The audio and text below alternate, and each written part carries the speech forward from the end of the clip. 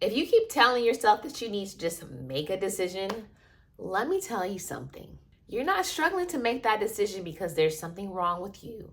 I have to keep saying that in my videos because I know a lot of women think that. You think that you are behind, you think you're lazy, you think that maybe this is for everyone else but not for you, but that is not true.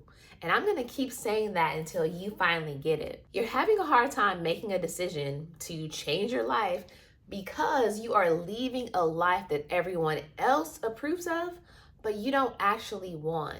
And so with that big change and going against the opinions of everyone else, your brain is probably freaking out. It is probably panicking like, oh my gosh, what are you doing? What are you doing? That's what's happening. Well, your brain is actually doing exactly what it's designed to do, which is keep you safe. You may not know this, but your brain is not designed to keep you happy. That's not its number one priority. It needs to keep you safe. And by safety, a lot of times that means familiar. So when you're going to make a big life change and your brain is like, wait a minute, we don't know what this is. We don't know this territory. It feels like, okay, beep, beep, beep, we are no longer safe. And it's gonna push against that decision. So that's what's really happening to you. So once I understood this for myself, I stopped treating fear like a stop sign. It's maybe a warning that, you're doing something different, or it could be a warning that it's something unsafe. I had to learn how to differentiate the two. So to back it all the way up, I want to just tell y'all a little story. So back in the day, I will say 2006, I'm showing my age here, but I was in my very first corporate job in Dallas, and I stayed there for 4 years. I would say probably about 90% of that 4 years, I was unhappy. I just wanted to get out of there. I knew that wasn't the path for me after probably about the first 6 to 9 months. I just knew. And so I remember saying, okay, it's time for me to do something else. I want to go do something more creative. This job is not what I thought it was going to be. And so having those discussions with my family, with my friends, it was hard because on paper, staying at that job made sense. Everyone's like, you have a good salary, you have benefits. Oh, you need benefits. I had my own apartment for the first time. I had my car that I leased. I was so excited about it. I had all the things that I was supposed to want at that stage. And even now, these are the things that you're supposed to want, right? And I felt like I was being forced to stay, but that's not true. No one was forcing me to stay. What was really happening is I was outsourcing my decision about my life to everyone else, to my mom, to my friends, my other family.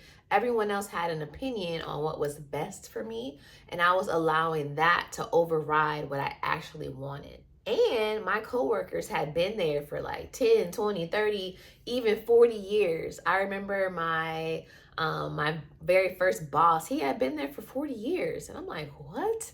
This is crazy. So this felt like the job that you're supposed to stay and you're supposed to retire there. But for whatever reason, I didn't want that. I just didn't want it. It wasn't for me. And I just remember I kept asking myself, why can't I just be happy here? Like, this is a good situation. Why can't I just be happy here? And I thought there must be something wrong with me because I am very unhappy here. I'm stressed out here. I'm losing weight here because I'm stressed out. But what is it me? Like I have to be the problem. This was my thinking back then. Seriously, there was nothing wrong with me. It's just this wasn't the life that I actually wanted for myself. This wasn't the experience that I wanted to have. Just because it's okay for someone else doesn't mean that it's for me. And so even if nothing is technically wrong, you're still allowed to not want it. It doesn't make you ungrateful, because I've heard that before. Oh, you should just be grateful for what you have. But that doesn't mean that you're not grateful. It doesn't mean that I was not grateful. It just wasn't for me, and I was ready to move on to something else that felt more aligned. So if you ever find yourself blaming yourself for not being just happy and grateful for the situation you're in, you're wanting something else, but you're afraid to make that decision, or to make that first step, I'm here to remind you again, there's nothing wrong with you, and you are allowed to want more for yourself. You're allowed to want something different than what everyone else around you is telling you is, for you. You get to decide. So when I finally made that decision to quit that job, and there's a whole ordeal that happened with that. I wrote more about this on my Substack. But when I finally decided to leave that job, it was terrifying. But I knew that the circumstances I was in, I couldn't allow it to continue because it was literally affecting my body. Like, I was just so stressed and unhappy, and I just knew something needed to change. And so I had to wait until things got so bad. I was actually about to be fired or demoted, but my boss was trying to get me out of there. That's how bad it got. And so I had to endure this terrible situation that forced me to finally say, okay, you know what? Yeah, this I have to go. And so that was my turning point. Kind of my back being against the wall is what made me finally get over that fear and do something about it. This is what I wish someone would have told me back then, because it would have changed my whole perspective on the situation. Your brain does not care if you are fulfilled. Your brain does not care if you are happy.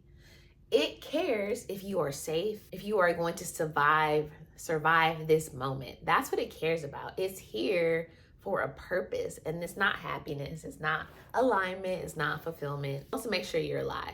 That's it. So your brain is running on this essentially like a survival program that is way back in the day of our ancestors. It's just ingrained in us, but its main job is to avoid risk.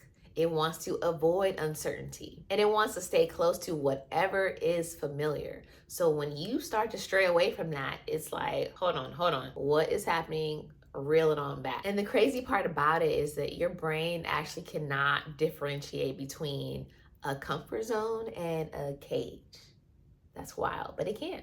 So even when you're starting to move toward something new that is actually more aligned, more fulfilling, it's gonna make you happy, your brain is still gonna panic. So that's what I wish someone would have told me. If you start to feel those feelings like, oh my gosh, I'm doing the wrong thing, that's just your brain is panicking. It doesn't mean that you're doing the wrong thing. So just sit down and really assess, what is a legitimate fear or real warning sign, or what is just, your way of keeping you safe in the familiar. You want to just differentiate those two. You can sit down and just maybe do an audio journal or physically write out and just be able to tell the difference. Writing all of that out will help you see it. So here's what I want you to know.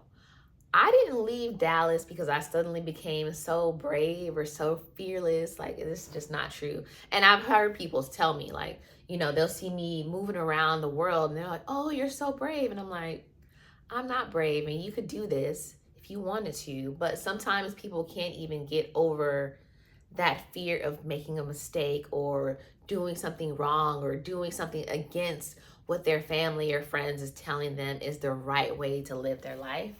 And you have to decide, is the life you want greater than the fear of their opinions? That's one thing that I had to get over. And so I'm going to leave you with that too. But if you're waiting for someone to give you a permission slip to do the thing you want to do or live the life you want to live, if you're waiting for that, you're going to be waiting forever. If you're waiting for your brain to stop being fearful of things, to be like, yeah, that's the right way, you have to know that there's always going to be some part of you that is scared. There's always going to be some part of you that has these fears, but you need to, like I said earlier, assess the fear. What is it really telling you? Is it really a life or death fear? A lot of times it's not.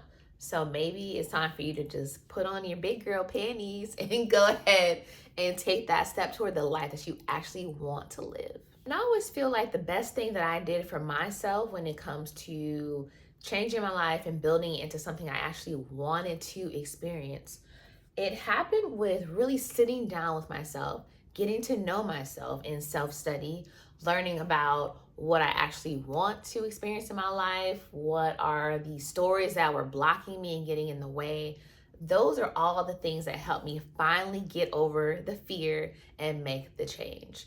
So if anything that I've said today in this video resonated with you, I want you to know that I did create a free guide that will help you. It's called Meet Yourself. Meet Yourself is all about beginning the process of self-study, learning about exactly what I just said, learning about what you actually want in life, some of the stories that you're telling yourself that are blocking you from that. So I created that resource for you. It's like a video and a guided PDF, and you can get that at the link in the description.